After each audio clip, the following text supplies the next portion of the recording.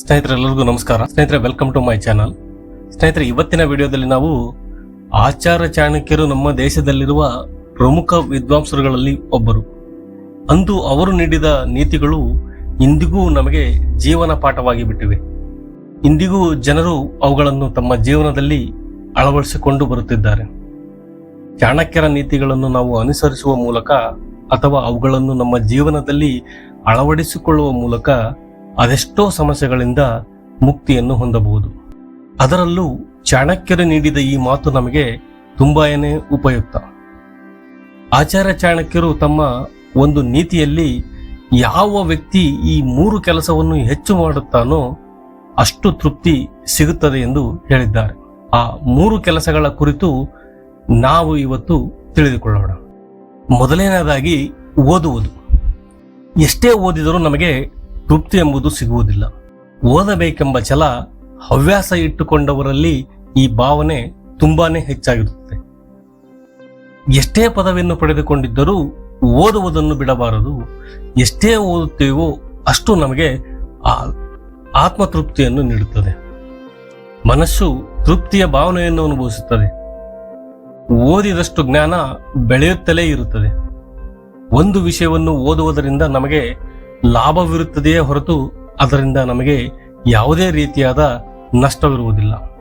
ಈ ಕಾರಣಕ್ಕಾಗಿ ಆಚಾರ್ಯ ಚಾಣಕ್ಯರು ನಮಗೆ ಹೆಚ್ಚು ಹೆಚ್ಚು ಓದಲು ಪ್ರೋತ್ಸಾಹಿಸುತ್ತಾರೆ, ಜ್ಞಾನವನ್ನು ಪಡೆದುಕೊಳ್ಳಲು ಪ್ರೇರೇಪಿಸುತ್ತಾರೆ. ಇನ್ನು ಎರಡನೆಯದಾಗಿ ದಾನ ಮಾಡುವುದು.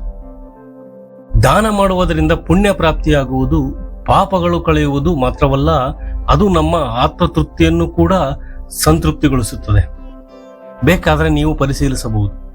ಒಮ್ಮೆ ಯಾವುದೋ ಒಂದು ಕೈಲಾಗದ ವ್ಯಕ್ತಿಗೆ ಅಥವಾ ನಿರ್ಗತಿಕನಿಗೆ ನಿಮ್ಮ ಕೈಲಾದಷ್ಟು ದಾನವನ್ನು ಮಾಡಿ. ಇದು ನಿಮ್ಮ ಮನಸ್ಸಿಗೆ ಅಪಾರವಾದ ತೃಪ್ತಿಯನ್ನು ತರುತ್ತದೆ. ಇಂತಹ ತೃಪ್ತಿಯ ಭಾವನೆಯು ನಿಮಗೆ ಮತ್ತಷ್ಟು ವಸ್ತುಗಳನ್ನು ದಾನ ಮಾಡುವಂತಹ ಮನಸ್ಸನ್ನು ಕರುಣಿಸುತ್ತದೆ.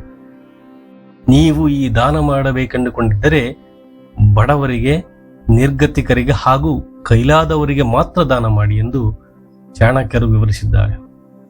ಇನ್ನು ಮೂರನೆಯದು, ಮಂತ್ರವನ್ನು ಪಠಿಸುವುದರಿಂದ ಮನಸ್ಸು ತುಂಬಾ ನಿರಾಳವಾಗುತ್ತದೆ.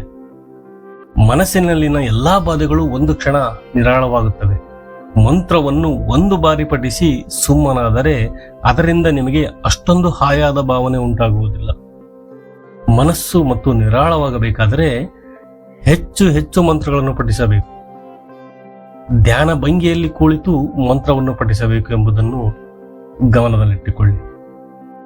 ಮಂತ್ರದಿಂದ ಸಾಧಿಸಿಕೊಂಡ ಶಕ್ತಿಯು ನಿಮ್ಮಲ್ಲಿ ಹಾಗೇ ಉಳಿಯುವಷ್ಟು ಮಂತ್ರವನ್ನು ಪಠಿಸಬೇಕು. ಆಚಾರ್ಯ ಚಾಣಕ್ಯರು ತಮ್ಮ ನೀತಿಯಲ್ಲಿ ಈ 3 ಕೆಲಸಗಳನ್ನು ಮಾಡಿದಷ್ಟು ನಿಮಗೆ ತೃಪ್ತಿ, ಸಂತೋಷ ಸಿಗುತ್ತದೆ ಎಂದು ಹೇಳಿದ್ದಾರೆ. ಇವುಗಳನ್ನು ನೀವು ನಿಯಮಿತವಾಗಿ ಮಾಡುವುದರಿಂದ ನಿಮ್ಮ ದೇಹ ಮತ್ತು ಮನಸ್ಸು ಕೂಡ ಹಗುರವಾಗುತ್ತದೆ. ದೇಹ ಮತ್ತು ಮನಸ್ಸು ಹಗುರವಾದರೆ ನಿಮಗೆ ಒಂದು ಉತ್ಸಾಹ ಬರುತ್ತದೆ. ಹಾಗಾಗಿ ಈ ವಿಡಿಯೋದಲ್ಲಿ ನಾನು ಚಾಣಕ್ಯರ ಈ 3 ನೀತಿಗಳನ್ನು ತಿಳಿಸಿದ್ದೇನೆ. ನಿಮಗೆ ಇಷ್ಟ ಆಗಿದೆ ಅನ್ಕೊಂಡಿದ್ದೀನಿ. ಇಷ್ಟ ಆದರೆ ದಯವಿಟ್ಟು ಲೈಕ್ ಮಾಡಿ. ಹಾಗೆ ನನ್ನ ಚಾನಲ್ಗೆ ಹೊಸಬರಾಗಿದ್ದರೆ ದಯವಿಟ್ಟು ಸಬ್ಸ್ಕ್ರೈಬ್ ಮಾಡಿ. ಎಲ್ಲರಿಗೂ ಧನ್ಯವಾದಗಳು ಸ್ನೇಹಿತರೆ.